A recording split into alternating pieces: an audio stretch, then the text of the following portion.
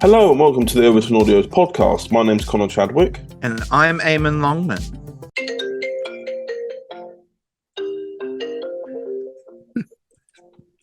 It's a great start to the podcast. Carry on. Coming up on today's podcast, Connor and I talk with Chelsea Lagan and Aidan O'Connor on the Crimson Hunter Volume 3. And then later on, myself, Daniel Patton, and Anya Patton will all be talking about the Irish Doctor Halloween specials that are coming out at the end of the month. Oh. So, Eamon, how are you? I'm very good. How are you? I'm good. This obviously we did an episode hosting together a couple of months ago. That was the one where Dan was on his honeymoon, and Good old honeymoon. And that was also the same month that he told me he wanted to leave. I was like, oh Thanks, okay. Dan. Yeah. But you know, Daniel is not lost, as I mentioned. He's in this podcast. He's in next month's podcast to discuss Sherlock Holmes. And he's not really left. He's just left as host, really. Yeah, he's just kind of it's weird. He left but didn't leave. Yeah, he's not here for the hosting, but he's here just to talk about himself from now on. Yeah. That's good. I always love hearing more about Daniel. There's never enough Daniel, and then he happens to leave at the month where we're going to have about 6 months straight of him still in it. It's like, you might as well stay. He really chose the perfect time.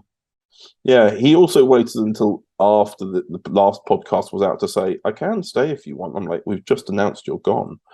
We've just recorded your final podcast. It's out now. It's too late, Daniel. But yeah, I remember you messaged me and you was like, Daniel said, oh, I can stay. And I said, no. Well,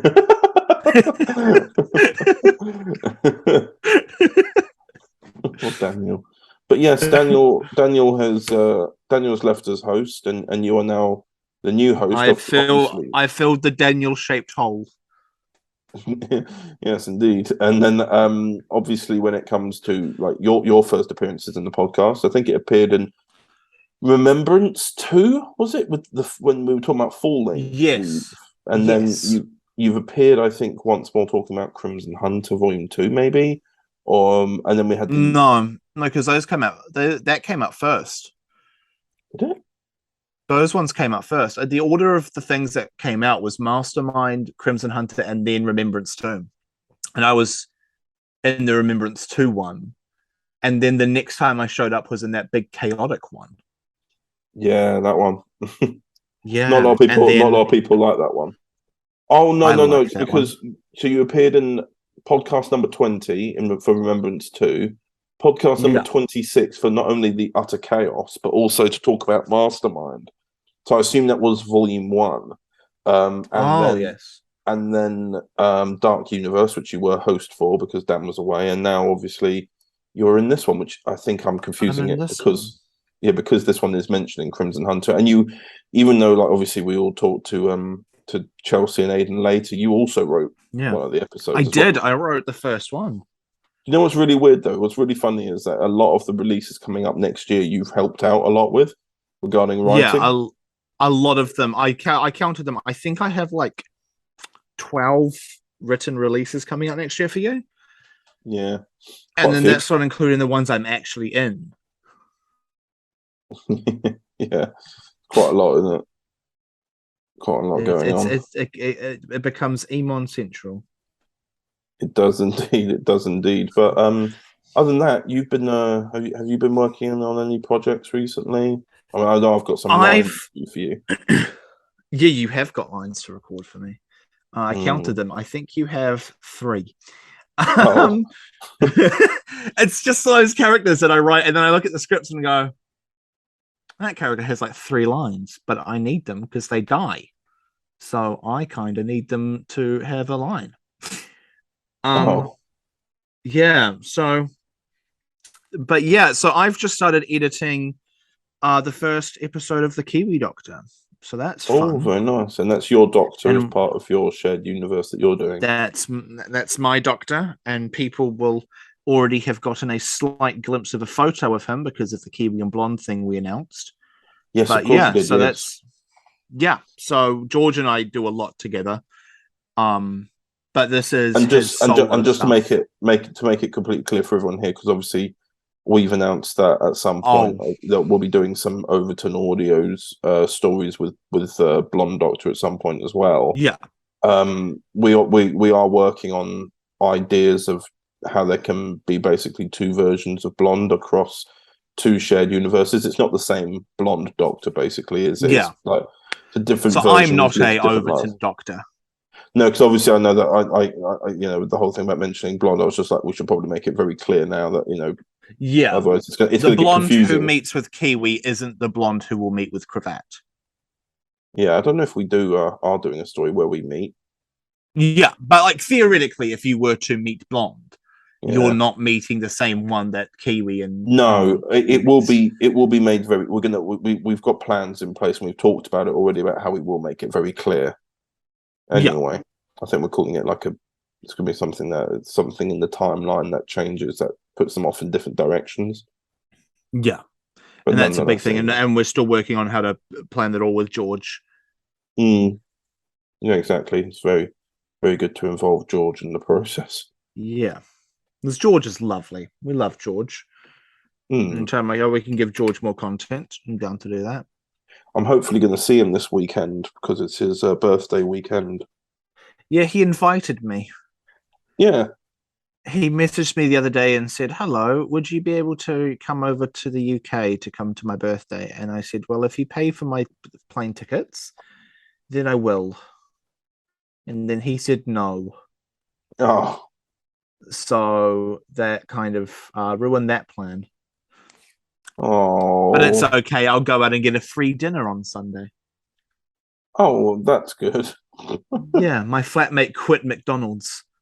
And so he came in home the other day and said, look, if you want a free meal, come in after 8. That's after my manager's left.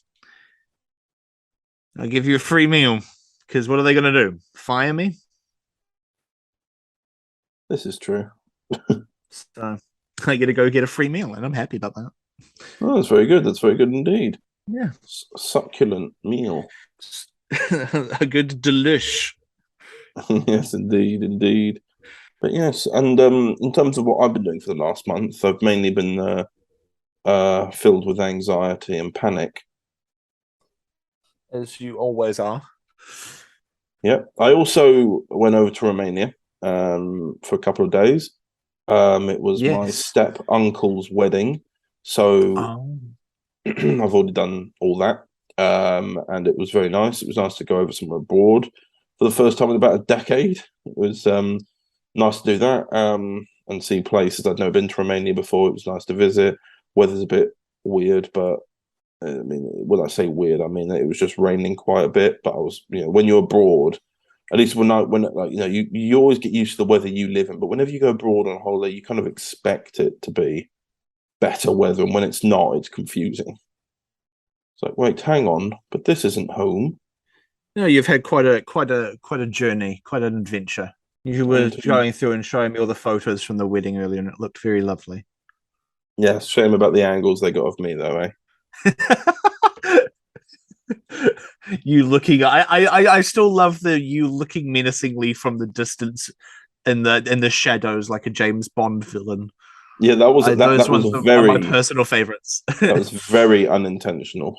The ones of everyone dancing, and just through the gaps between people, you can see you just sitting there with a drink in your hand, swallowed by the shadows, just watching. Just observing everything going on around me. Yeah, it was great. You looked wonderful. Thank you. Speaking of great adventures, though, shall we go and have a little listen to when we spoke to Chelsea and Aidan about Crimson Hunter Volume 3? Oh, we should. Overton Audios presents. You can fuck off. Devlin? Oh shit! Hey, rookie. How may I be of assistance? We're looking for a weapon. Extraction of the weapons from the Torchwood Arsenal are strictly prohibited. Oh, fucking hell, you're giving off real main character energy there, Breslin. I am knowledge. You require assistance? treasure? Scan the area! Find and exterminate! What the hell are you both doing in this war anyways? Trying to end it. Time is short, Time Controller. The timeline grows weaker. Artron energy detected. The Doctor is here. Oh shit. Okay, that's a lot of information. Look, can you do like a Netflix series, like 14 audio dramas? I know a guy. The Crimson Hunter, Volume 3, coming the 15th of October 2022 by 2 p.m.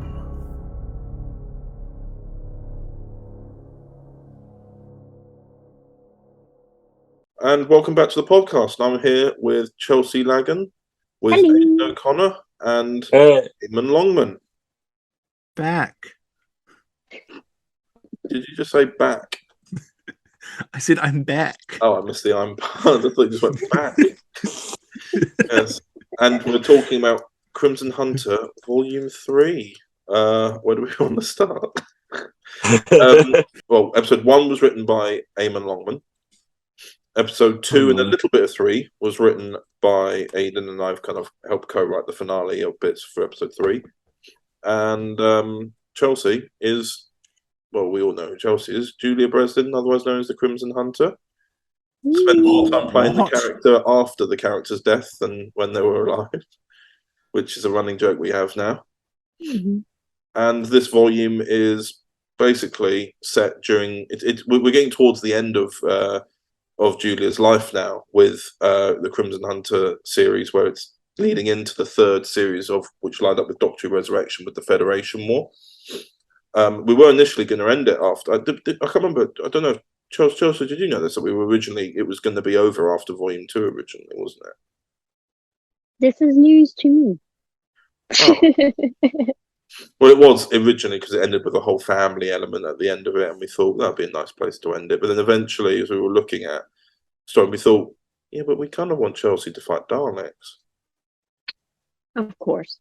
You know, we have like a 5-year gap in the story where you're off fighting Daleks, but we never see any of it properly until you're with the Doctor. But at the beginning of the Federation War volume that we did, you've been separated, and this story is basically set directly before that, where Julia reunites with Devlin at the Tortured Archive, and proceeds to, well, I'll let Eamon say because he wrote the episode, and I'm talking too much. Well, without spoiling anything, I'm going into sport now. It follows Julia as she's kind of breaking into the Torchwood archives in order to retrieve something, and then shenanigans ensue, and maybe a bit of Devlin. Yes, we've got Devlin currently at that point guarding the archives during the Federation War. He's just been hired as basically a security guard there. We've also got appearances though from none other than James Sutton, who plays a character of your own making, Eamon, called Knowledge. Yes, yeah, I forced him into as much as I could. Yeah, there's a little arc that kind of begins in this volume with that character of Knowledge.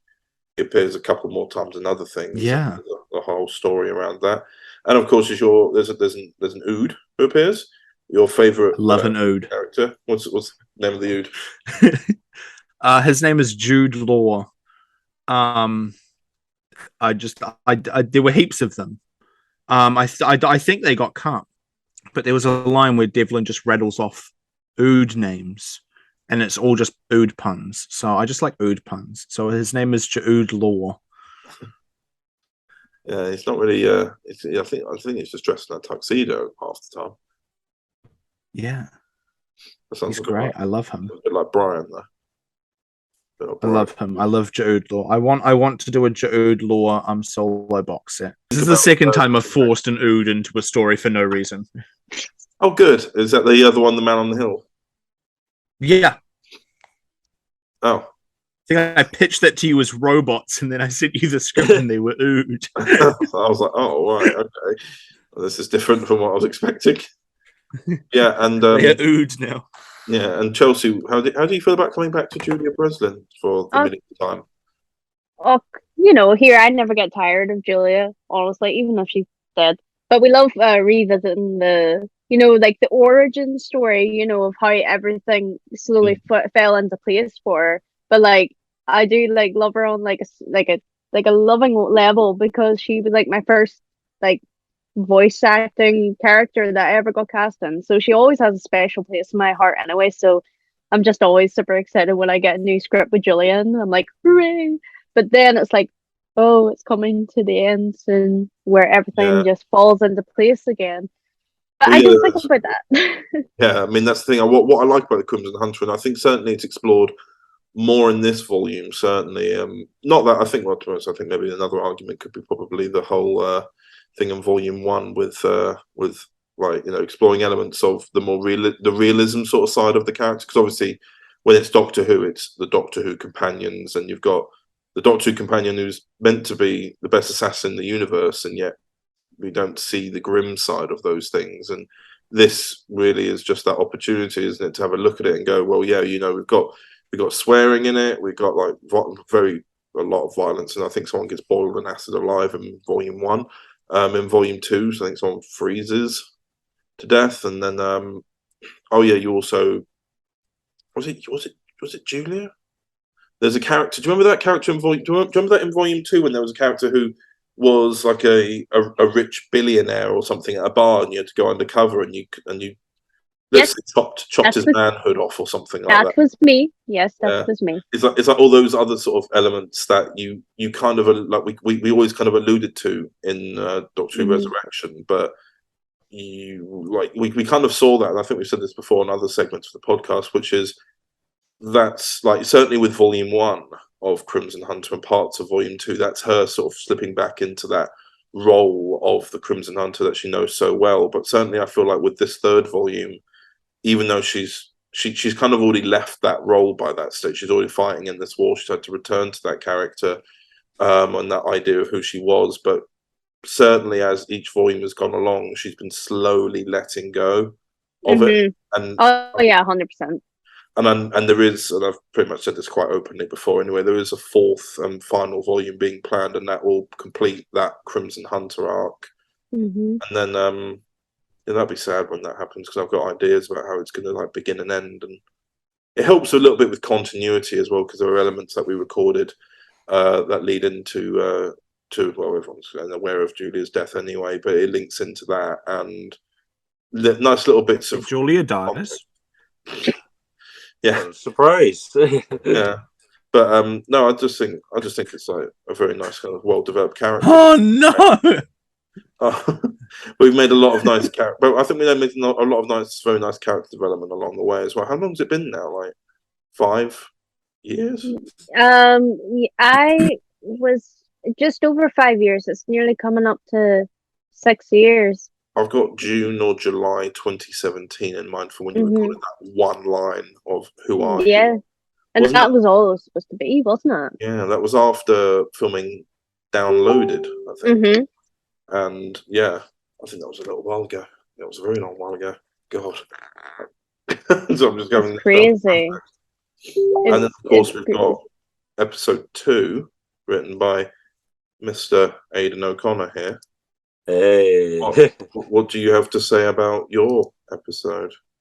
Very much like it's strange looking back on it, because it's been a while. It's a while since I wrote it, and I remember when originally you asked me to do it, I was like, okay, and then I had to I went back and kind of listened through everything, and I was kind of trying to get an idea of the characters and stuff, and get an idea of what Julia and Devlin are like together, and then when I was going into it, I was, obviously I was taking in mind what, because Eamon had already written the story, so I was kind of just thinking, okay, just have to follow along. That's really good. We kind of had a basic story plan, didn't we? That we knew that the archive was going to happen, and they end up in certain places.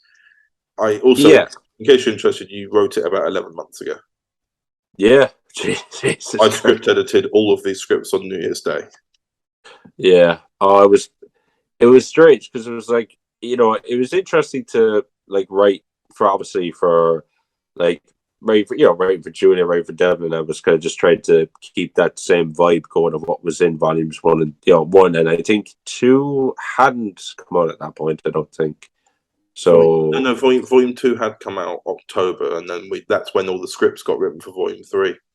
Okay, yeah, I think it was around that time. I think, yeah, and it was interesting. Going to read obviously the character James plays. Like I was very, because we all know what he is like, as like people have listened to Torchwood. Obviously, they have an idea of what he's like as that character. So when you're writing this one, it's like, okay, I've got to come at it from a different angle, see how he'd interact with these characters and what kind of at what part of their life. Another interesting thing is that because when doing the Rebirth volume, that was quite late in development, so you were actually writing it. You and Damon were writing it without the Rebirth volume ever even actually has started writing properly yet. Yeah, we kind of. I think the basic thing we had was the memorial thing and just like maybe the mini-sodes that came out. Yeah. So that's all we had to go on for like Fraser, like that character. So when we came to this, I was like, right, okay. And the other thing about it as well, it's an AI imitating the character. Yeah, I suppose there's a little bit more creative freedom with it, but yeah, you're just trying to look at it and make sure that it still feels like the character whilst not being the character. Yeah, and how that character would interact with these people, like because I was really interested. There's a lot of story elements going on throughout this volume, like obviously with Julia and stuff, like because it is leading up. It is leading up to that certain thing, but like it's more about how she feels about character, people around her, and all that kind of thing. And it interested me. And it was good to see. Like there was moments between her and Knowledge that I was like, this is good. This is it's creating it, like it's kind of giving a background to everything and kind of helping people. Not only her, like not only Julia, but the audience understand. Yeah, exactly. And so it's just good continuity keeping, really. Yeah. And then obviously we were when it came to script editing, there were a lot of things that you put into episode 2, but then I had to try and make it connect to Eamon's one a bit more, and then ultimately we ended up taking some of the concepts that were put into episode 2, moving them into episode 3. It was interesting. It was interesting. It sort of became like a bridge. Like it is always one continuous story, but like it doesn't feel like how all the other volumes have always had their definitive locations for the episodes. This one felt like when there's a cliffhanger in episode 2, it doesn't just start with them already halfway through doing it. The location remains, and you see the actual crossover rather than like with volume 1, it was between areas of the Algol planet where they would just walk off, and the next episode it would start with them arriving in the next place. Same with volume 2. In some respects, it's all very much one continuous thing that happens. Basically, it's just one big day. It's a very, very long day for all of them fighting Daleks. And it was interesting as well because in episode 3, I had to go back to some of the original audio files that were recorded in 2018 for the Dalek Federation volume, because again, this was when I was writing things way too far in advance. So looking back on the old audios and editing them with the newer sound effects I have now and everything was kind of very odd as well. Yeah, because when I was writing the Daleks, like I love writing Daleks because there's a lot of you can do like try because they're very different from people. Like the dialogue is more blunt. It's to the point. It's I don't know. It's very military. Yeah, exactly. You're military speak. Yeah, and it's like when you could have someone like say like Devlin interacting with them, it creates so many good moments. Well, that's the thing. You just make the Daleks angrier, don't you? Yeah, he's like the exact opposite of what a Dalek is. Yeah. Like he said, he's going out in his own way, and they're like, "Yeah, we despise this. We absolutely despise what he is. Everything you are, we despise." I'm going to ask now. What's everyone's favourite moment from the volume? Because everyone remembers it from ages ago. Everything Volume is my 3. favorite.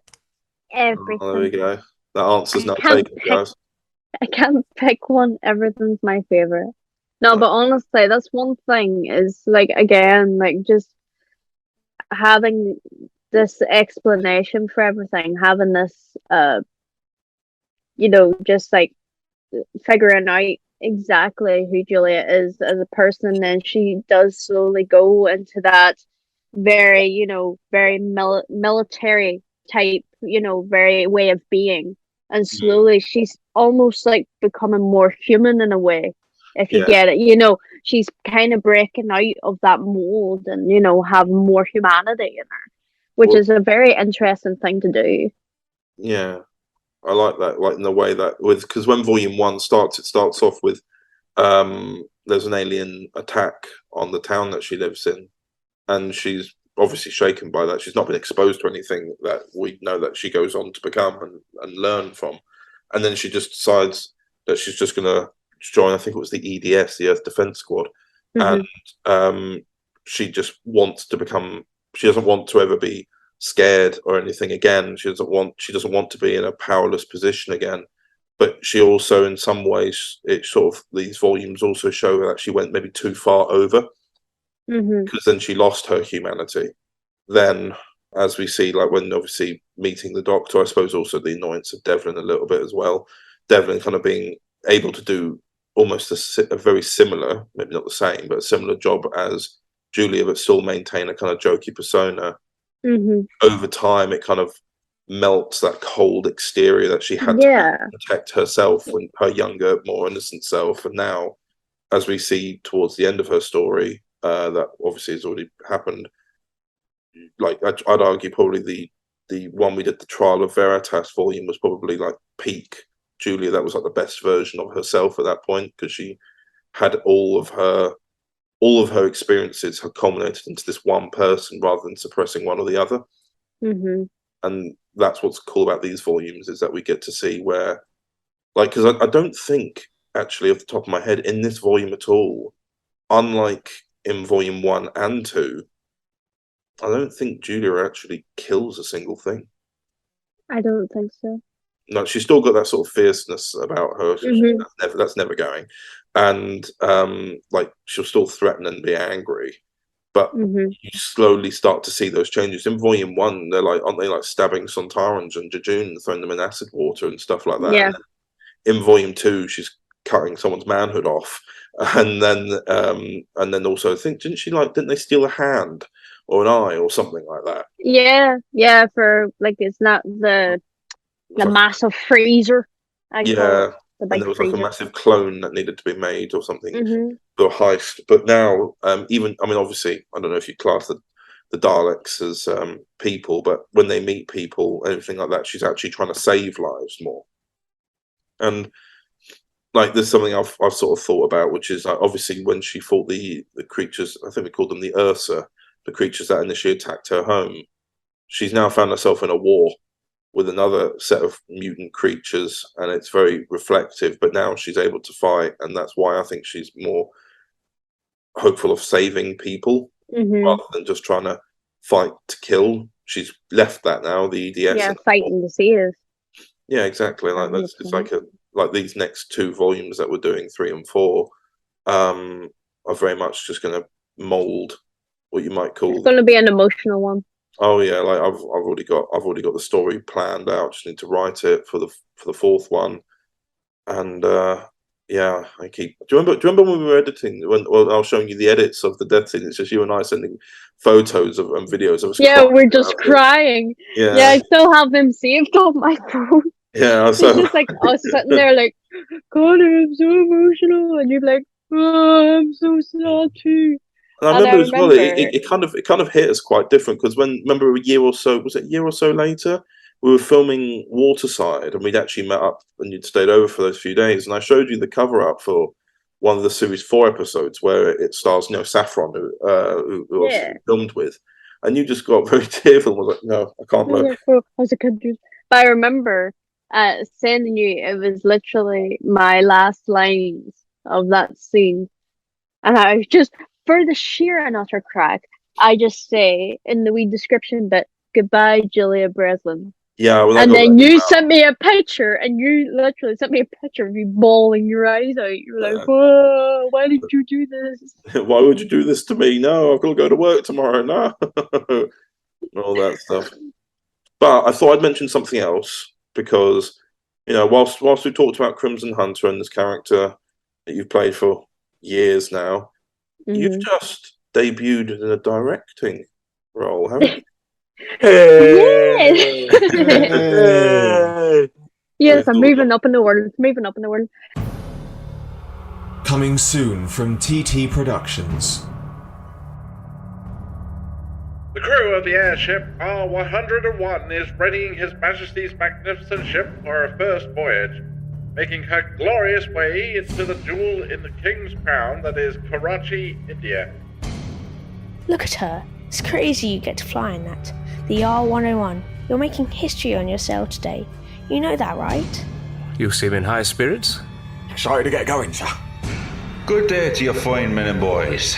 I would like to say this to you all now. I am proud of all of you. Yeah, that rain's getting heavy on the sheets, isn't it, Adams? Lion's ready, sir. Is anyone getting an ominous feeling? We are down, lads. We are down!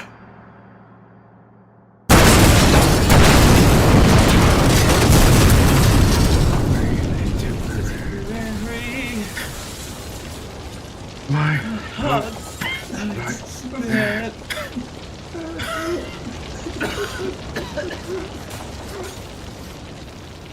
TT Productions, bringing adventures to audio.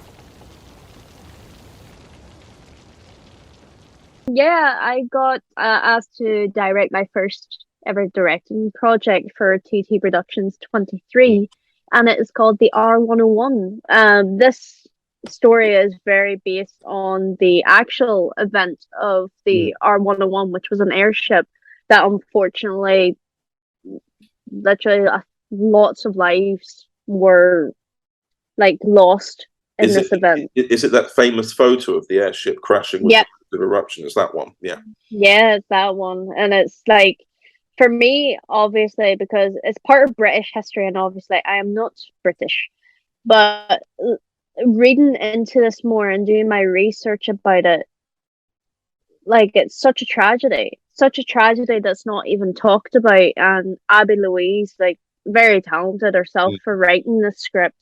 And that's one thing as well. We're starting to go towards near enough real life events and raising awareness through this whole thing. And honestly, I had the most amazing cast, most understanding cast as well. Aidan O'Connor was there. He was amazing. He played the captain. And then we had Dominic G. Martin, who is amazing as always. And honestly, I wouldn't have a better cast because they were absolutely fantastic. Well, we had a great director, so. Stop it, you. But yeah, it's a very it's a very crazy thing to direct because it was so big, and we wanted to do it all. All of us as collective wanted to do it all justice at the end of the day, and it's coming out in the start of October. But it's just the sheer amount of people that lost their lives is, really sad, because I have it here. 48 of the 54 people that were on board that ship died, and that's including crew, passengers, all that stuff. So whenever this does come out, it's a very big thing. And I got asked to direct some more, but I cannot tell you what project it is, because one, I haven't read the script, and two, I can't remember off the top of my head. But yeah, I'm moving up in the world. I'm not just a wee actor anymore. Is it a mini series, or is it a one-off drama? I think they are some different episodes 2 series. Okay. But yeah, it's good. It's really good to get into different things that people don't really see, because there's the script writers, directors, people that produce, people that record them, because we record live as well. It's good to have that live direction at the time, because we we always do like we read the scene first, and then if I had any notes to add, I would say to them, and then we would record. But yeah, it's very cool. It's very cool. I'm getting into directing, sound editing now, which is really good. I'm doing a few little mini episodes of things, so it's really fun. It's really fun to see the other side of things. And then this podcast is going to be coming out on the 6th of October. So if there's some episodes already out by then, we'll put them in check the description of the video. Yeah, I believe that it's there. I believe that it comes out 2 days after this will be posted. Oh, I believe. Sense, yeah, because we kind of release this on a weekday, usually a Wednesday or something like that. So it makes sense. There you go. Then look out for it. Yeah, is there anything anyone else wants to add about Crimson Hunt, or do you think we've covered it all? I'm going to be an emotional mess when it's all over. Very much so. You can look forward to that section of the podcast when the fourth and final. I'll be like, I feel like it's really. And that's if Connor doesn't force you back in. Chelsea, do you want to do this? I'm like, Connor, she's dead. She died years ago. She's dead. Gotta bring her back again. No, but here I absolutely love this character. Again, my first character, you're the person that got me into this, and now I'm addicted, and now it's all your fault. But no, but you're honestly, you're the godfather of all this. You started it. You started this empire. Absolutely love this character, and whenever the time comes where everything does, end, I don't know what I'll do with myself. Like, I know for a fact Julia is my first character I played, but my longest running character, because no harm, I don't think I could keep up with another character for about nearly 6 years. I'm just glad I use my own accent for her, which is another thing. Ooh. I think it's I honestly I'll say, like, it was a real pleasure to write for these characters, because it felt like a good how to put it, like, development of the story, because I like writing character pieces, moments between people, and like talking about how things have come on, and there's this one bit, like, if I had to give a scene I like, there was this one bit I wrote where it was like, there's a scene between Knowledge and Julia, which I think it's about a specific thing. I won't spoil it now because things coming out, but I like how that goes, because it's they talk, Knowledge is trying to understand this situation, and because he's new to the team in this, and he's trying to work out he's trying to work it out from the ground up, and it's interesting. And Eamon? Oh, it's always just a pleasure writing for Julia and Chelsea. I remember the first Zoom call I was on, Chelsea and I just sat there in silence because neither of us wanted to say hello to the other. Because we were just fangirling over each other, and Connor was getting all these messages from both of us going, oh my god, and he was like, can you guys just talk? So yeah, no, it's always a pleasure. You're talking about each other to me, and I'm sitting there going, yeah. Right. Yeah. I think that was the day you told me I had to write this one as well. Like, you asked me. Yeah, we were just scrolling through your schedule, and you were like, oh, do you want to write that? And I was like, okay. But yeah, no, it's great. James constantly makes jokes about how I think this was the beginning of him being in everything. Probably. Yeah. He makes jokes to me all the time going, you put me in one volume of Crimson Hunter, and now I'm in everything. That's a bit of a spoiler now, isn't it? Well, no, James just appears in everything. Everyone loves James. And he was like, before this, I was in nothing. And now everyone wants me. Are you saying that you've made James Sutton?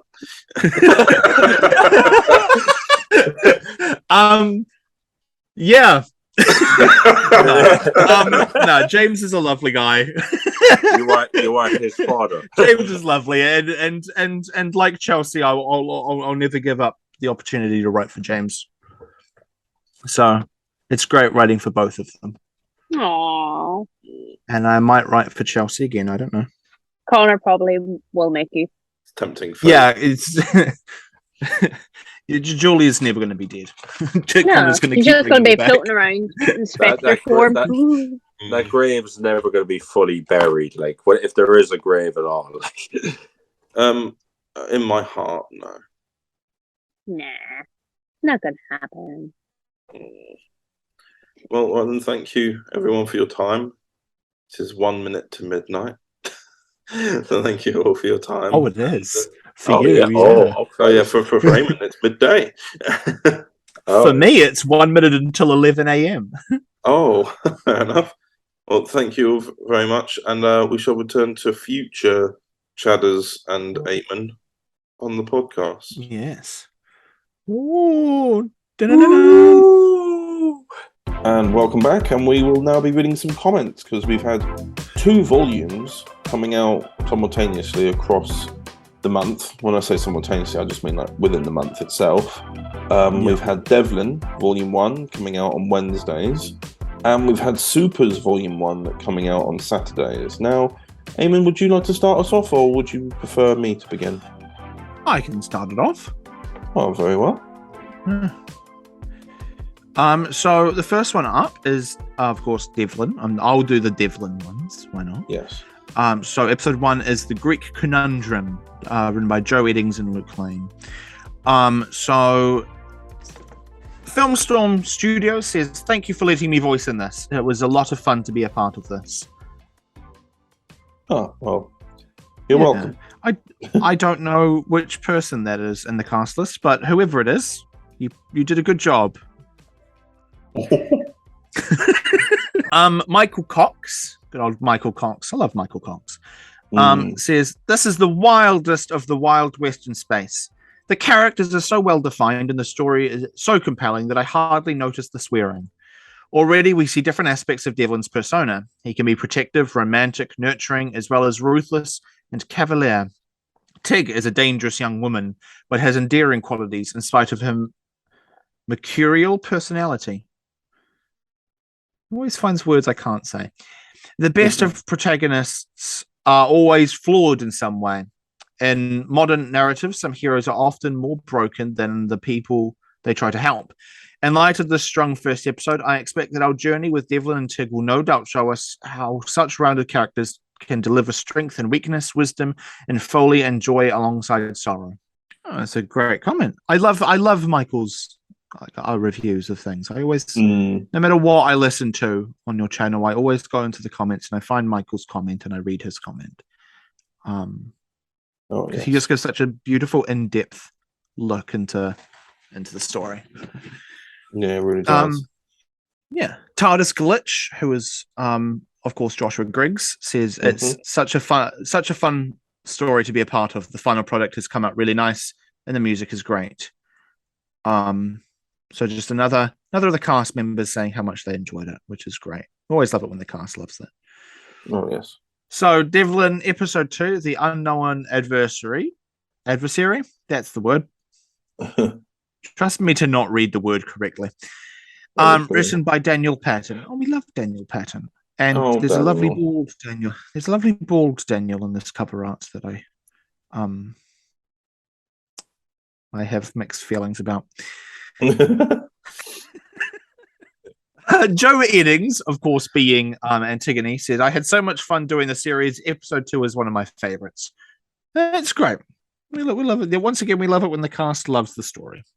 Peter writing things. What things Peter's writing?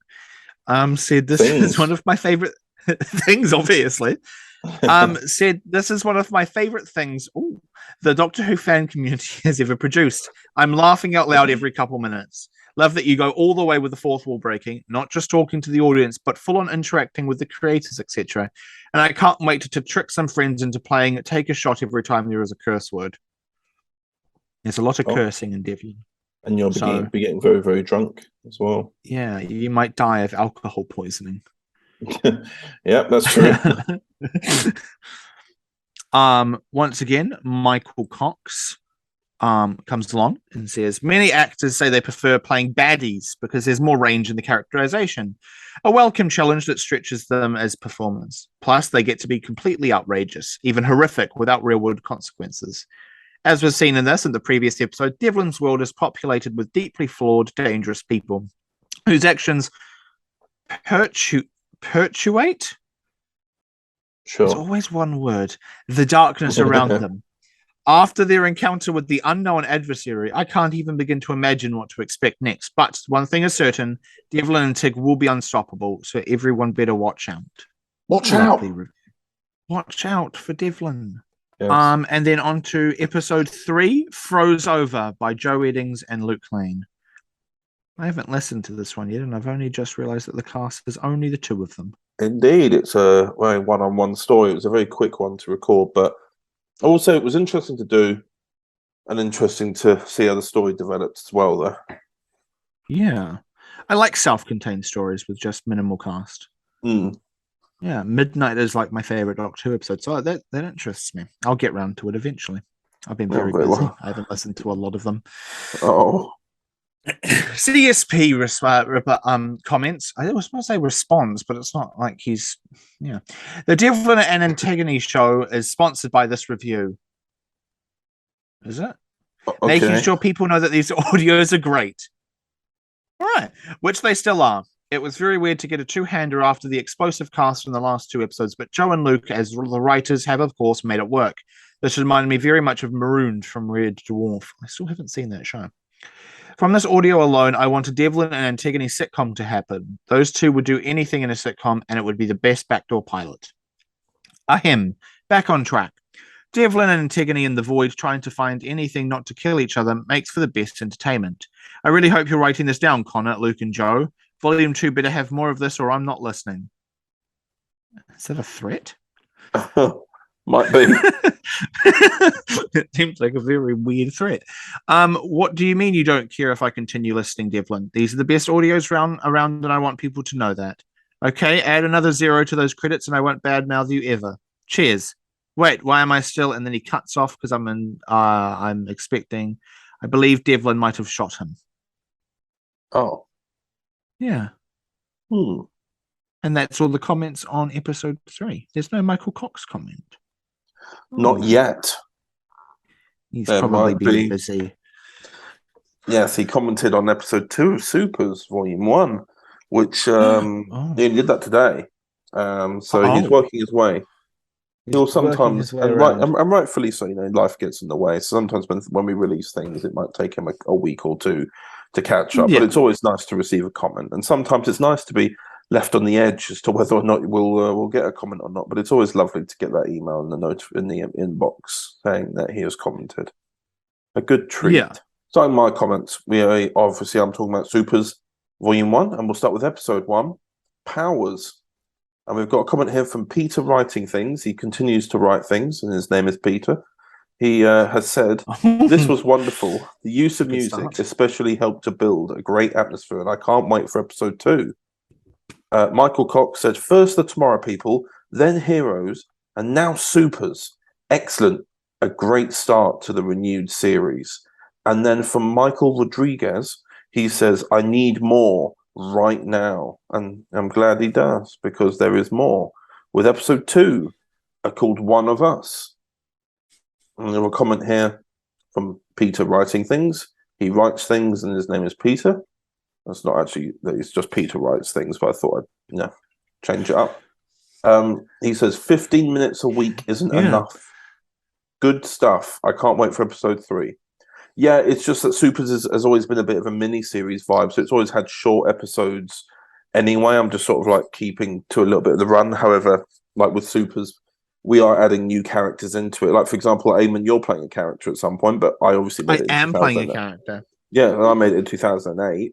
Originally, when we hadn't I was 8 or even spoken. Yeah, exactly. There was no chance. So we are always adapting the story. And episodes will get longer over time. It's just with Volume 1, we tried to keep it to the original because that one was what I consider to be the least strongest one in terms of production value. So it was nice to go back and remake that almost exactly from scratch. Now we also have a comment from Michael Cox going, "All the plot thickens. I like this slow build as we're introduced to the new characters and the concept of Supers is explained. Indeed, we're working towards it. Everything will be clear." And then we have a comment from Michael Rodriguez who goes, "Oh, come on. You're seriously just copying and pasting the plot for Heroes Series 1? Now, I responded to Michael when he said this, and I'll just read out what my comment was. I said, "Hi, Michael. These Supers volumes are leading up to Volume 7 are a remake of the original Heroes fan films I made in 2008 as a child. When I made Volumes 8 to 10 between 2018 to 2020, I kept the continuity of these first 7 volumes that I had originally made. I've made no secret in the originals, nor in this remake, that this is a fan production based on the original Heroes show, even when it comes to the story, and even the soundtrack is used. I have, however, been able to change major aspects of this volume to improve the story. Now that, with respect to it of being audio, anything can be done. And as I am lining up the 7 volumes to line up with Volume 8, the story arc of the original volume needs to stay the same in order for it to match. As this is the origin story volume, this is why this one matches the most with its original. We do have plans to introduce brand new characters from Volume 2 onwards to help enrich and freshen the story, whilst also maintain the continuity and story arcs of the original stories. Sorry that you feel like this isn't good enough, but this is how we plan to continue doing the Supers volumes moving forward, keeping as true as possible to the continuity that was originally put together." That's my response, and obviously I get that, I am remaking something from 2008 that was very well. I was like 11 or 12 when I wrote this all up, and I had an idea for it. There's only one episode, I think, of Volume 1 that still exists, and it was one that actually was recorded and filmed by Peter Adams in 2008, and it involves clips and flashbacks to throughout the whole volume. So that's what I wrote it based on, like fond memories and that episode. Now that episode ends up not really being included too much. Oh, hot off the press here. I've just got an email on my inbox. Okay. Michael Cox has commented on Devlin episode 3. Oh. Yes. Do you want to quickly refresh? Do you want to finish up Supers and then we'll go and read the new Michael Cox comment? Yes, I'll quickly just finish my statement on that. We are planning on changing things with Volume 2, because Volume 2 was actually mostly me filming myself on a tripod on a digital camera. So it was mainly me, and that's not entertaining, especially when you've only got it in audio. So there are going to be newer characters and characters that weren't originally in Volume 2 introduced, which will thus make the episodes longer. For example, Eamon, like I said, you're playing a character in Volume 2 of Supers. We've also cast Chelsea Lagan and Abby Louise in Supers as well, and I didn't meet them obviously for many years until many years after Supers was made, those 7 volumes. So there are always going to be changes and new steps forward, but the original story and the arc have to stay the same for continuity. But that's why we have new characters introduced, that we can try new things. Yeah. Anyway, would you like to read the comment from Michael Cox on Devlin episode 3? Hot off the press. I will. Hot off the press. Indeed. So once again, for Throws Over, Michael Cox said, This was such a wonderful two-hander. It was such a stark contrast to the previous episodes in which we saw the brash, often cruel aspects of the lead characters. Here we witness tenderness, self-sacrifice, and love, and these redemptive qualities reveal so much more of the two complex characters. Joe and Luke are to be commended for great writing and performance. Well, we came full circle and we got a Michael Cox comment, and we love Michael Cox comments. We very much do. That was a lovely comment, wasn't it? Lovely comment. Yeah. That's all the comments so far. We're obviously recording this a bit early. As of recording this for me, and there will be more episodes of Supers and Devlin coming out. It's just because of the timing of some things with it coming towards the end of a month as well. Not to get too much into it, because sometimes I get too passionate talking about the work I do for my job. But I obviously, as I keep saying, work in construction.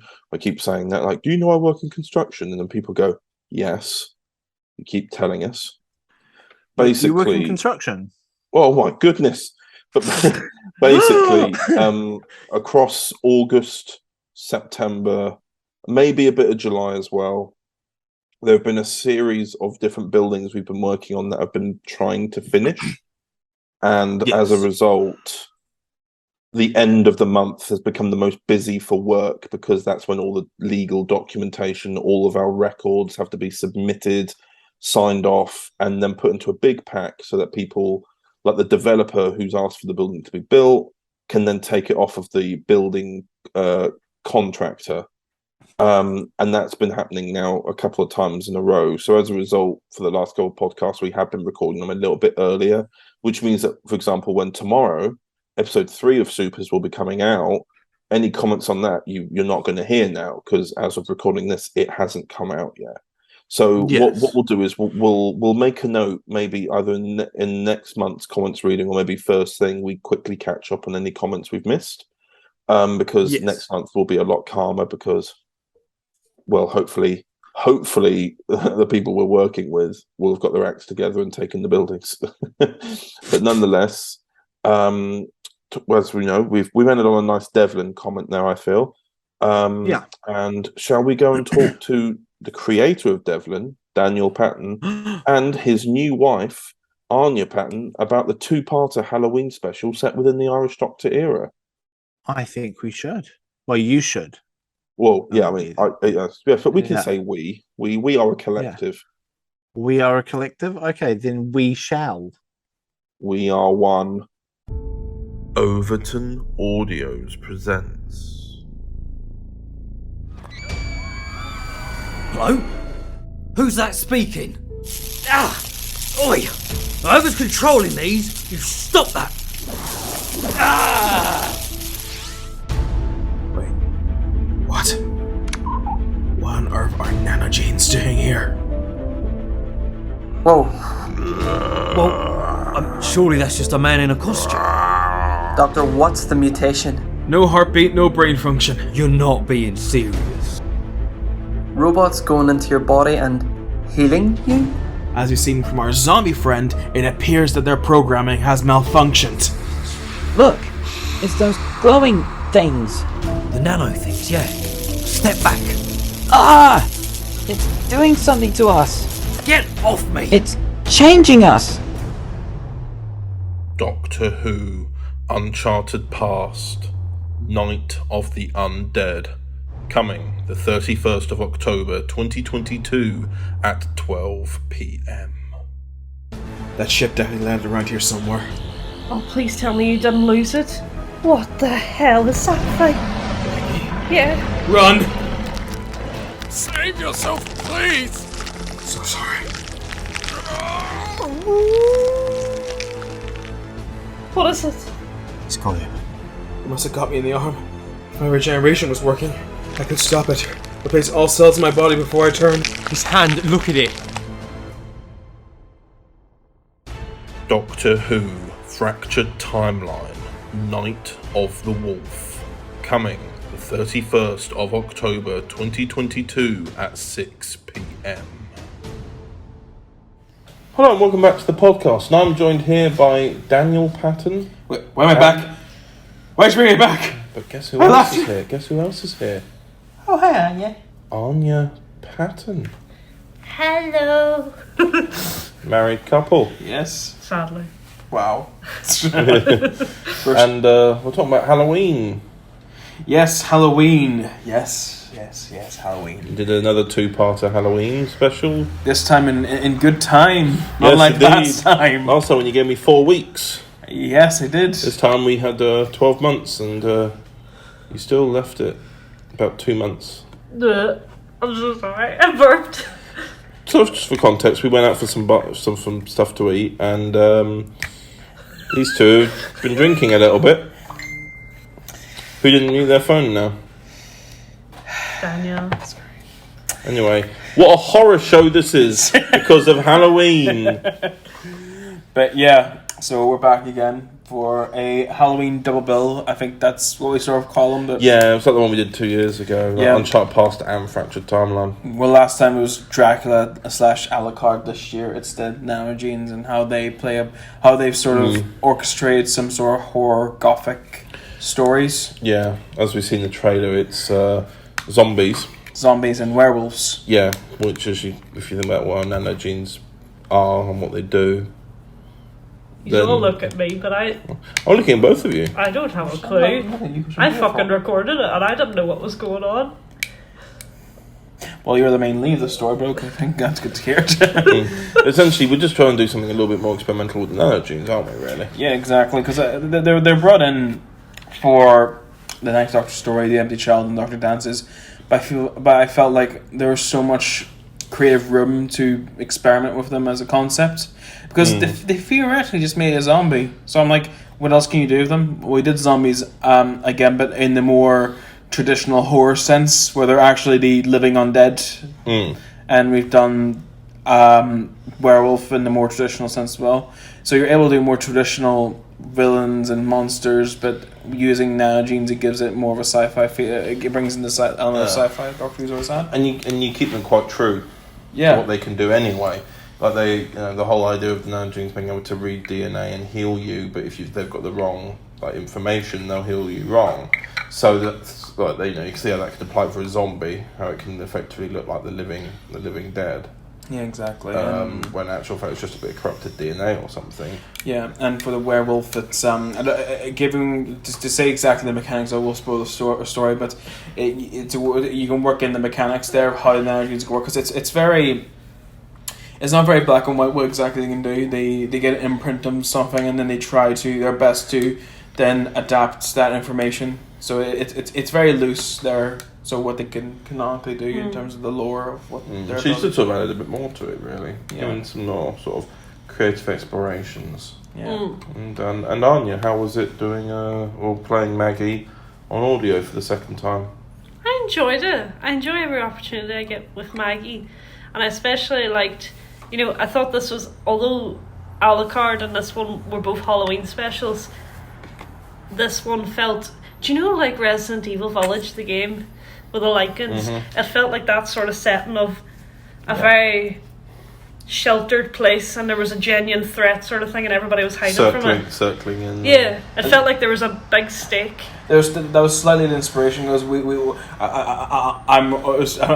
outing myself here. I'm a bit of a coward when it comes to horror games. I played the Village and I didn't like it. I thought it was too scary, and I was like, okay, I only got to the Village part. That's all the inspiration I need. On you can take over. Yeah. But yeah, I enjoyed Maggie in the sense that it was interesting how she was able to help your doctor in that way, because although in Fractured Timeline we're both a team effort, and this it's very much they're separated, but they both have their own intellect to use to overcome the threat, which was really cool.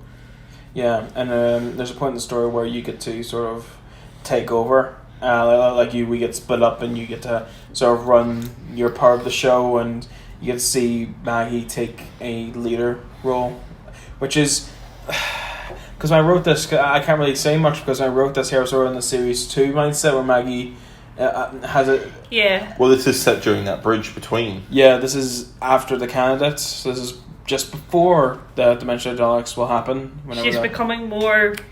Not independent from you, but what would be the word? She's gaining the confidence of there's nothing that she's fearing anymore. Yeah, like it's not a sense of that she needs to be independent. There are obviously the Doctor knows a lot more and such like that, but there's a sense of if the Doctor just disappeared, you'd be like, right, let's sort this out. Yeah. You're able to find. I think Maggie's now able to find her footing a lot more. Like you're able to understand a lot more things. You take in information a lot. Maggie takes in the information a lot better. I think for the story, Maggie, we start seeing Maggie in a more forward. What is the term? Like a leadership role. Yeah, probably, leadership role. And you get forward thinking. Like before something happens, she's already got the steps, plans, sort of thing. But she's also got the ability to inspire others as well. Exactly. And that's kind of what, at least from my perspective, having seen the stories with Maggie, is kind of what she's about, like sort of enacting change. And but she's also a reporter in a way, and that's kind of what they want to do as well. Yeah. Like what I say, Maggie's already very fast thinking. She's a journalist, but now I think after all, because I think we said that you've been with the Doctor for at least about 10 months to a year at this point. You have adapted to his speed a lot. 10 insufferable months. Something like the 7 years you spent with me. Love you, dear. But it was interesting. It was very interesting. Sorry, go ahead, honey. I loved being able to, because in audios there's always, I love exploring Maggie and the Irish Doctor's relationship And obviously with COVID and everything like that, we've not been able to do the visual episodes. So the audios, especially the Halloween audios, we're able to explore a lot more of the relationship and the dynamics between them. I enjoy horror type things, whether it's like in my own personal like horror games, but I love episode 2 as well for, you know, in Fractured Timeline of Born in Darkness. Yeah, for that horror element as well. But I loved doing the audios for this too, not just for that horror element, but I thought it's harder, I think, because you'll know when you're on camera.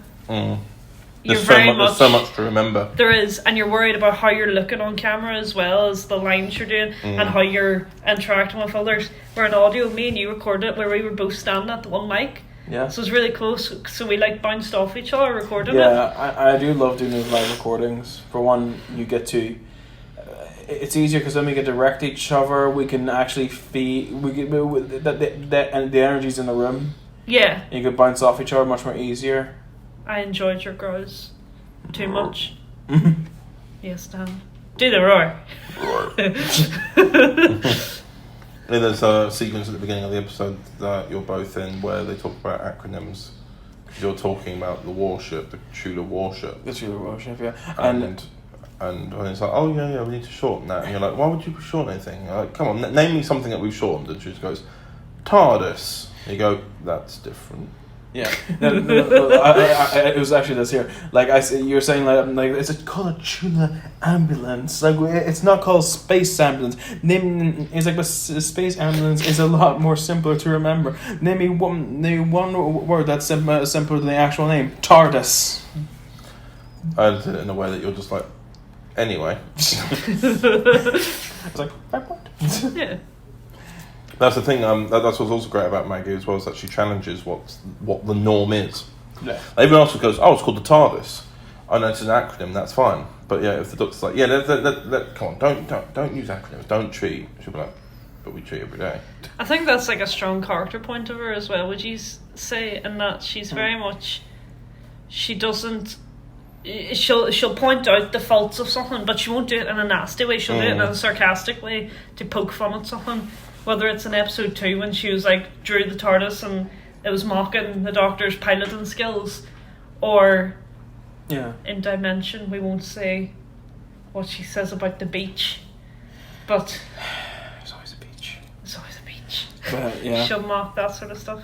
But yeah, and well, like there's also another thing with Matt. Well, you mentioned a bit with when she drew the drawing in episode 2 in Born Darkness.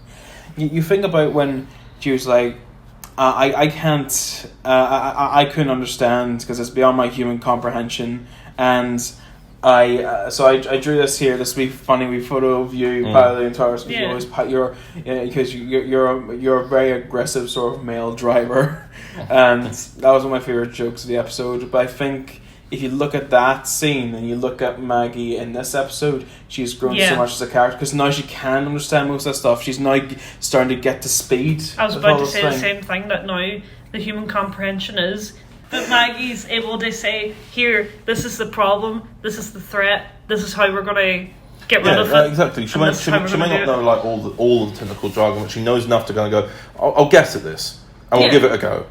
And that's how we stop. And then even if it goes wrong at times, she's like, okay, well, we'll do this instead.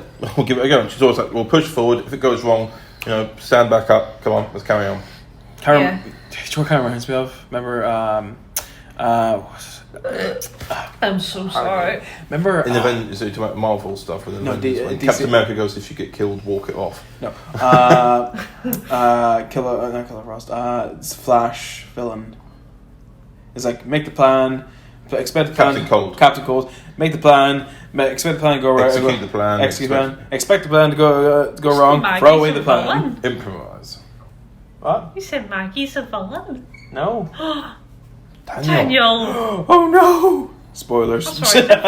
So I wanted to ask as well about Fractured Timeline generally, because we're likely going to talk about this when it comes to Dimension anyway. But I thought I'd ask now: is it at all like, because I've said this before to you both about how Fractured Timeline sort of also become a timeline of both of yours relationship, and how it started off. The first scene was shot August 2017. Yeah. 5 years ago. The TARDIS scene.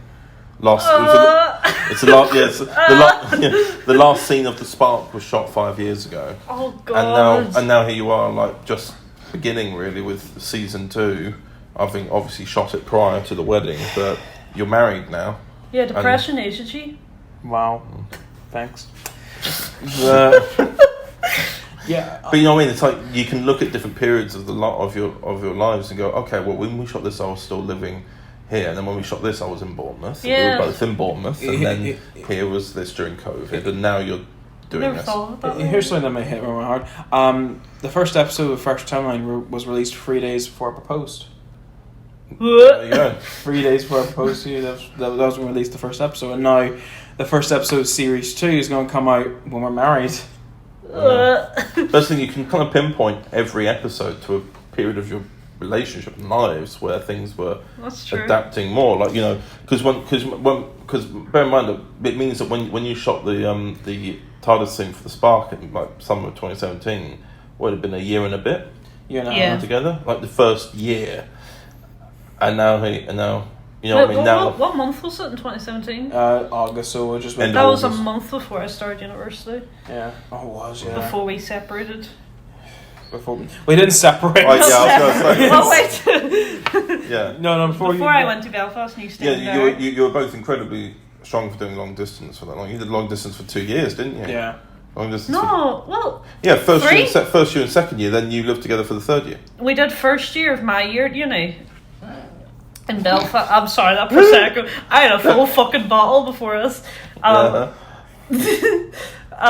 I did 1 year at university in Belfast, and you were in tech, and then you went to Bournemouth for 2 years, so it was 3, and we'd visit each other every like 3 months or so. Well, your first year I was visiting you every weekend. I remember that, because but when you moved to England, back in the early days of Overton Audience, was like, can I have a cover art? And you're like, no. But I think that made, like especially in episode 3, when we went to London. Was this filming The Candidate? Yeah. Yeah.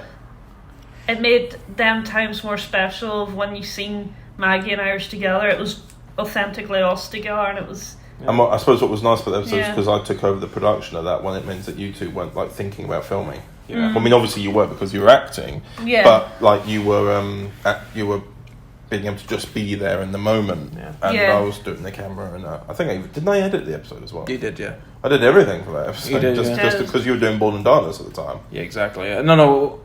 Yeah, it was. Actually, we were released like a week. Months, couple months. It's not at least 2 months because we were. Was it? Yeah, because we released different trailers, didn't we? We released Born in Darkness in October of 2019. 2019. And then December. Because December 21st, 2018 was when The Spark went out. Yeah, and then December the following year is when we released The Candidate. Is it weird at all to think that the amount of time you've been making it and technically its online life has only lasted a year? Yeah. I'd only just realised that it was from December 2018 to December 2019. That's all that's existing currently. Yeah. But going back to what you said as well, Connor, about like how it pinpoints each episode different parts of the relationship for us. It also builds on the Irish Doctor and Maggie as well. It does, because the same way, first episode, they're very much like strangers. We weren't like strangers, we were like a year together, but we were still so fresh that we weren't like living together full time. We were just, we were boyfriend, girlfriends, and we were just... Yeah. Oh, it's weird, so it's just weird, because as you both call each other that for years. And then episode 2, we were getting, Maggie's confidence was growing, and by so was mine. Episode 2, you're both fiancés. Yeah. And same thing with 3 as well. Episode 1 is the only one where you're actually just boyfriend and girlfriend. Yeah. The rest of it, you're fiancés. Our confidence on camera grew as Irish and Maggie's confidence in what they were doing grew. I mean, honestly, I see that some of my, especially in the audio stuff, when you're not having to worry about cameras and you're just reading it off of a page. The amount of banter that there is when I was laughter I was having editing it, hearing you both, like even when you both ad-lib something, you'd be able to ad-lib it because you don't have to worry about blocking or anything. You just say it and you know exactly what to. Was that you burping again? Yeah. That was me farting. I'm so sorry. Okay, well, it's going to be difficult to cut that when I'm in mid sentence. I'm so sorry. Go ahead. But I think you're going to have out of the 6, it's 6, isn't it? Episodes. 6 in total of the 2 series. Yeah. Yes. Because you split in half. So you spend half of the series as fiancés, and then 2 married. Even though we technically shot a bit of Marinus beforehand, there's gonna be a scene. There's still some left. There's still stuff to film, so it's gonna be a bit half and half. But is it weird that the first episode, boyfriend girlfriend, and then the final episode, married, is full married? Yeah, but that's quite sweet if you think. You could do like a sweet TikTok where you show the original 2 from the TARDIS scene, and it does that switch. Or in the first episode when you took Maggie's hand and you're like. She's like, oh, how did that happen? And I can't remember what you said. So there's also this little theory that's been going around because obviously in the trailer you met one of the... Was it the last trailer or the trailer before? I think it's both trailers. We said that Maggie might be leaving. The Doctor asked the question, so will you be leaving after this? Yeah, exactly. It's like there's that thing where it's hinted to, and obviously when we filmed Marinus, we filmed with 2 new actors who are... Well, we've basically introduced them as basically the... companions of the episode in a way. Obviously, it's kind of... Was it weird for you, Anya, being there as a producer instead of the actor? Yes. Because, like, obviously, I mean, I've got my monthly vlog, so you can see, like, you know, there's Dan in costume, everyone else in costume. It's just me and Anya not in costume. Just, well, why would I be in costume? But like, you know what I mean? But you know what I mean? Like, was it weird, kind of watching from the outside, as like. You're going, no. Why isn't he speaking to me? Yeah. Sort of thing. Yes, and it's nice to take a step back and see other professionals do their thing and be like, You're good too. You're great. No, but they're like professionals. Oh, yeah, I mean, they cost. Yeah. And it's nice seeing like their techniques and be like, oh, that's a wee tip back and tick for whenever I go back to acting in some way. And I suppose for both of you, in this sense, working with those actors as well, because I mean we've talked about this with Dark Universe before, which is about how it's a different era of the Doctor. Being Dark Universe is a different era of the Doctor before Maggie but after Nathan. With this, was it we're doing live action without Maggie? Yeah. Mm. And also having Anya stood behind you. Like, it was nice seeing that, like, oh, everything going on, but it's not nice, and that I'm like, I know what Maggie would do and say, and I want to bring her in. But you were helping me a lot of the time, but with my scheduling, weren't you? You were like, it's this time. Like, you said this will take half an hour to film. It's been 45 minutes. You're basically the first AD of the whole day. Yeah. And then I was holding like people's stuff and belongings and like getting coffee. Admittedly, we also had Hugo there. Hugo happened to be free that day, and he hadn't met you guys. And obviously, he's played Colonel Stevenson before. Yeah. But you know, he happened to be around and said, "Oh yeah, can I come and meet them?" So he was a good production assistant as well. He was basically. I felt so bad for that, you know. Well, he was on back duty the whole time, wasn't he? No, but I mean, I feel so bad in that. I was so like. He was lovely to meet, but at the first time I met him, I didn't know who he was. So I just sort of smiled. Well, that's the thing. I kept it a secret. So I said I have to. What did I say to you guys as an excuse? I have to go out and pick up something. Or pick up it was like food or something. Yeah, I had to go and pick up food for the actors, which I did anyway. But then I just brought Hugo back, and then Hugo came running, and you recognised him immediately, and then I was just like, "Oh, Colonel Stevenson, what is happening?" Is that? She jumped it up as such a surprise, and I was like, "Is this someone like from Doctor Who?" Yeah, exactly. He's lovely though. But anyway, going back onto the audio, there's a lot of parallels that you were mentioning to me earlier about the Irish Doctor and one of the characters, especially in the werewolf episode, Jean. Yeah, I wrote Jean because he's like the supporting companion of the story, mainly joining Maggie in it. But there's a lot of parallels he sort of has with both Maggie and the Doctor. You think? Yeah. I'm sorry, I don't know who he is. I was saying that Jean, because you got Miles Taylor. Yeah, I got Miles. Tailored Vision. He does his. I know him for his audios more, but he's also does a few more like unboxing, doesn't he? Figures. He does some reviews as well. Like, I listened to his audio series. I came back in July. But his character has also recently lost a brother, which is the relation for Maggie, because as we mentioned earlier, Maggie also sort of is able to take charge in some of these episodes a bit more. So there's that sort of relation there. But like you were saying as well, his brother was a fighter. He's not a fighter, and you were saying that the Doctor's can relate to that. Jean is a pacifist who feels a lot of pressure and a lot of guilt for not wanting to fight, and feels that he's forced to fight for the good of his people, which the Doctor obviously relates to very much so. Yeah. From Time War. And so I feel Jean is a character that relates both to Doctor and Maggie, purely for the guilt of not wanting to be a fighter and also through losing a sibling. I feel like that relates a lot more back to Maggie. Well, so that's good as well, because then you've got a secondary character who can relate to both characters as well. Yeah, and I wanted to get Miles to play him because I listened to his audio series and I think the man's got range. Yeah, and I want someone who... Well, doesn't he play... He plays both brothers because they're twins. Yeah, exactly. I know he could do that sort of fiery rage, but I know he also has those... I know he's also very calm. And he has very collected thoughts as well. Yeah, exactly. And then I suppose we should talk a little bit about the zombie one. Yes. The zombie one's a bit of a mixture between the Doctor and Nathan, because we've set this at the point where Nathan's not actually asked Amber out yet.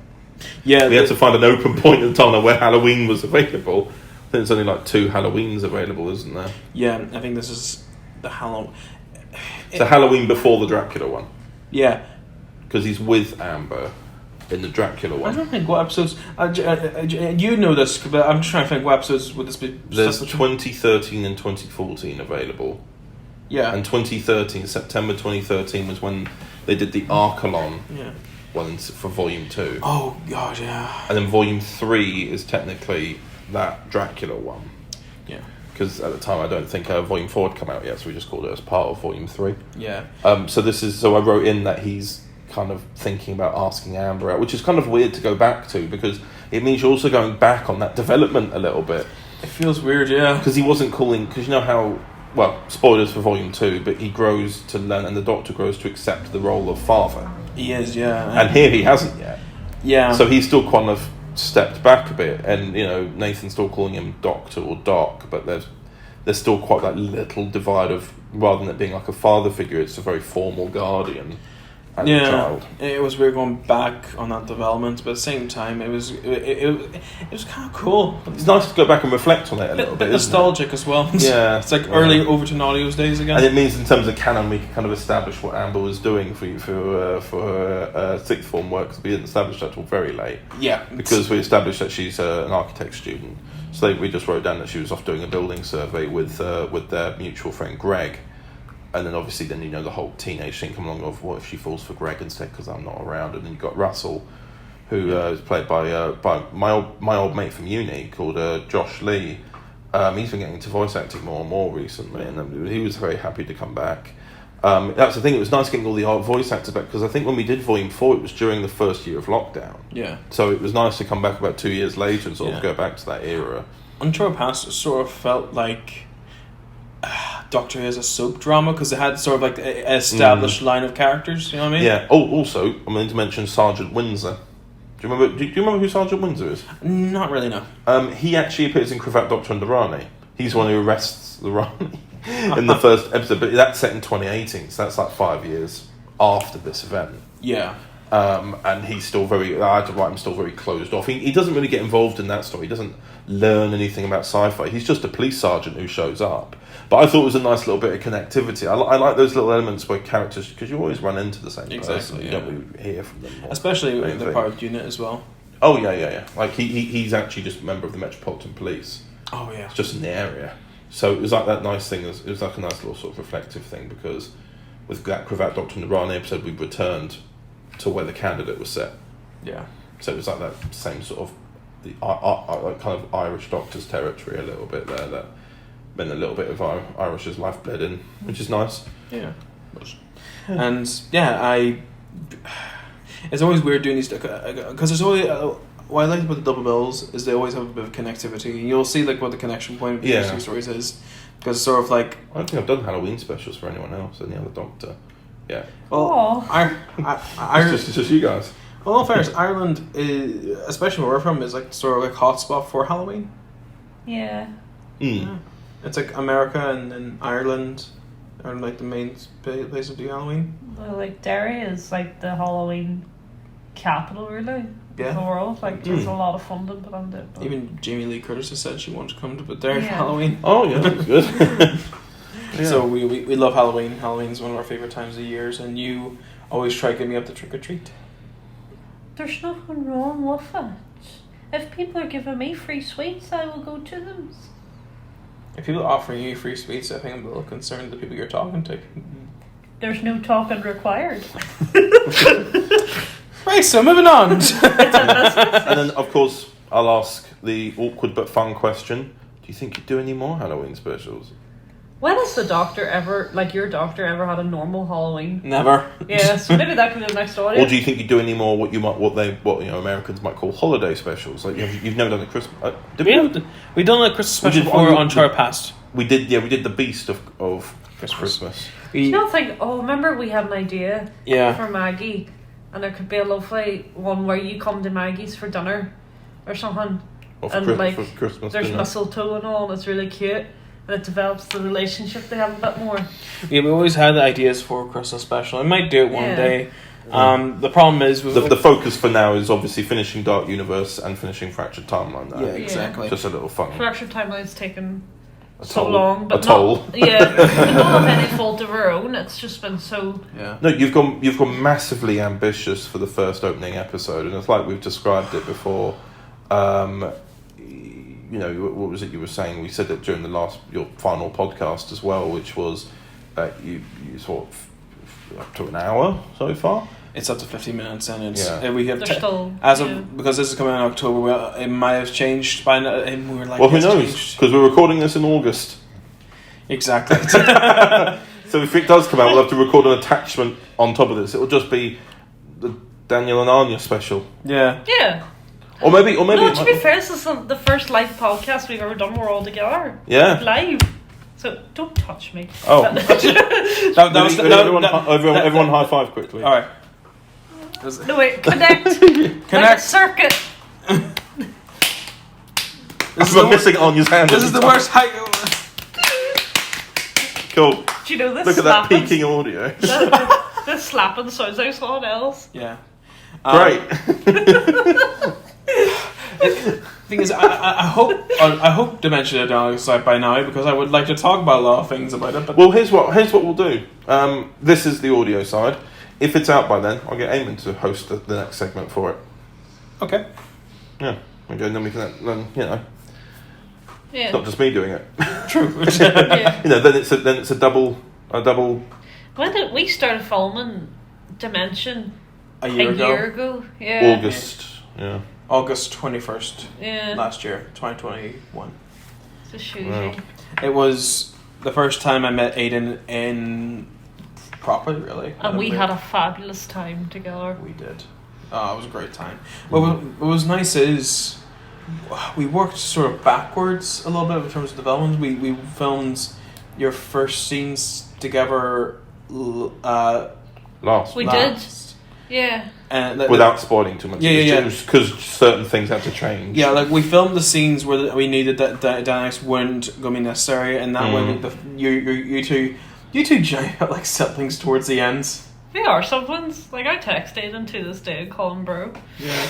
And then that was nice. Towards like the last day, it really was sad because it wasn't even to do anything more filming. It was just you had to leave. Spending time together for that time, and It's the same way like when we come here. You know, it's the same thing. Sad when you have to go. Time is always the adversary. On that note, thank you very much. Thank you. Right, let's go. Enjoy the Halloween special. Enjoy. Oh, I was going to spoil something, and then I stopped myself. I might just call it off you just going, enjoy. Leave it there.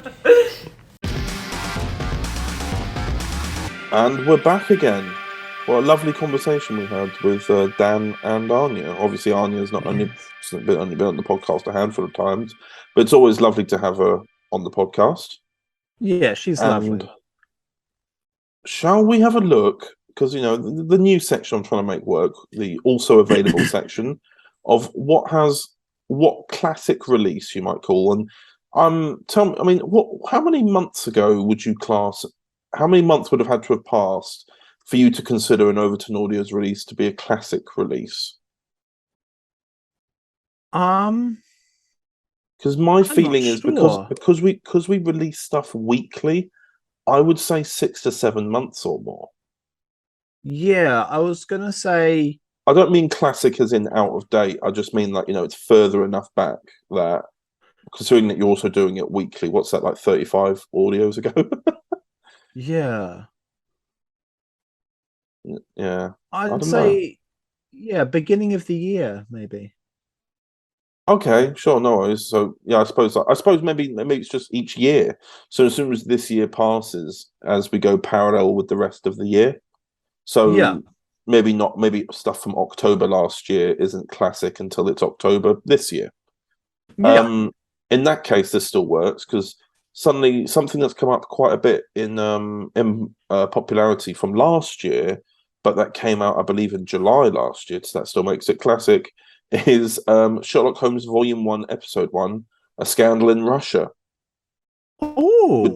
Which of course, starred myself as Sherlock Holmes, Daniel Patton as Watson, and Kate Lassman as Irene Adler. Now, obviously, there was a trailer for the whole volume, so we'll play the whole volume trailer here. So this is Sherlock Holmes Volume 1 trailer.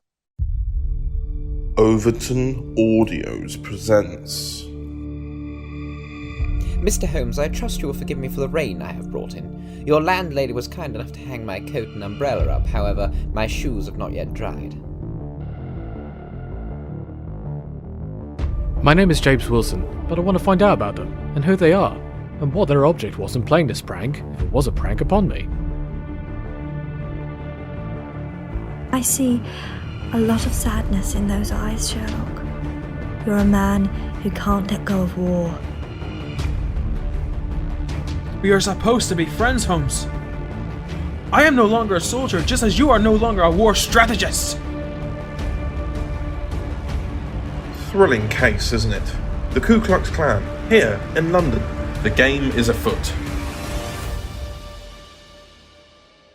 Sherlock Holmes, Volume 1, coming the 24th of July 2021 by 2 p.m. And there you go. It was nice. That one caused that volume caused a lot of trouble. Do you remember the trouble it caused, or were you not really around for much of it? I wasn't really around for that. My beginning with Sherlock Holmes was I wrote a story for a future volume, and then I spent a long time thinking I'd written for Volume 2, and then. And then Volume 2 came out. I was like, "Oh, I guess I didn't write for Volume 2." See, I thought I wasn't sure. I couldn't remember off the top of my head if you had maybe written something for Volume 1, but I definitely hadn't written.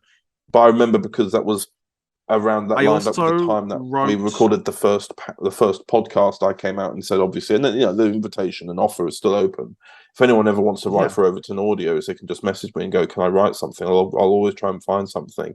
But when I did that for the first podcast, we had a bit of an outpour, so I gave them Sherlock Holmes scripts to write because me and Dan, it was initially Dan's idea to do Sherlock Holmes about 3 or 4 years ago. It just took us ages to get around to it, and things kept being delayed. And then we finally just kind of knuckled down and got it done. And that was Volume 1. I didn't write for Sherlock Holmes until later on. I think you kind of gave me Doctor Who right out of the gate. I'm looking at the release date for Sherlock Holmes now, and this is before I think we even talked in person for the first time. Yeah, Sherlock Holmes. Yeah, the one that you've written for that comes out in November, so it's not too long away now. Yeah, but yeah, Volume 1 came out in the middle of 2021, and we had kind of started talking by that point. Yeah, we were talking more, but I think, but this kind of really picked up not even a year ago, actually, when I recorded that first podcast that I was on. Yeah, we this is the first Zoom call we ever did. Yeah, we only really ever started to talk more daily from October last year onwards. Yeah. Other than that, it was very sort of sporadic every couple of weeks or so, really, wasn't it? Yeah, and now we're here, and we're on Zoom calls nearly every day. Yeah, whether it be, I don't know, causing havoc or teasing friends with historical characters. Or watching James get screwed over by McDonald's. Yeah. Yeah. Or every time you'd go to sleep and James and I would plan stories, and then you'd wake up and we'd be like, "I'm sorry." yeah, here's 7 volumes, we'd be like, oh, okay, yeah. But nonetheless, that's what's also available this month in Overton Audio. So I say it's also available. That's a good volume. It's a really good volume. Yeah, I have a soft spot for Scandal and Russia because I still think there's this one particular scene with Sherlock Holmes and Irene Adler where it's just them two in a room talking. It's one of my favourite scenes in terms of what I feel like I've written, but also in terms of me and Kate acting it out. It's not often that me and Kate get to act out a scene together, so I'm usually the writer and Kate, well, she's always been the voice actress. So it's not often that me and her actually get to share a scene together. Yeah. It's always quite interesting when that happens. I say that, but like we have literally played, like I've played the Doctor, the Cravat Doctor, and she's played the Rani. But this is different because it's more grounded. It's less like we're Time Lords. It's what we do. Yeah. Kind of vibe. Yeah, it's more of a kind of a human aspect. Yeah, exactly. And you've got Sherlock Holmes, who's kind of inhuman but very human at the same time. Like his body is human, but his mind isn't. And I've always been interested by those concepts. But yeah, is there anything else you want to say before we conclude the podcast? Because I think we're nearing the end now. I don't think there's anything else we need to chat about. I don't think there really is, actually. No, I don't have anything particularly to say. Yeah. Oh. Very well then. I don't think I do off the top of my head currently.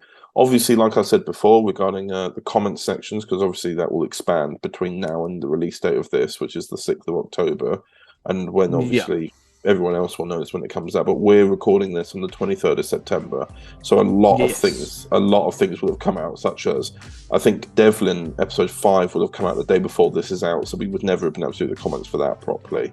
But comments for such as things as Supers episode 3 and Devlin episode 4 will probably, well, they're not going to be in this. They'll likely be at the very, very beginning of the podcast, or if not part of the comment section. Yeah. So, yeah, all that stuff to say really is thank you very much for listening, everyone who made it that far. This has been Connor Chadwick. And Eamon Longman. And I suppose we shall see you all next month, shan't we? Yes, we shall. Right then, farewell everyone. Farewell. Farewell.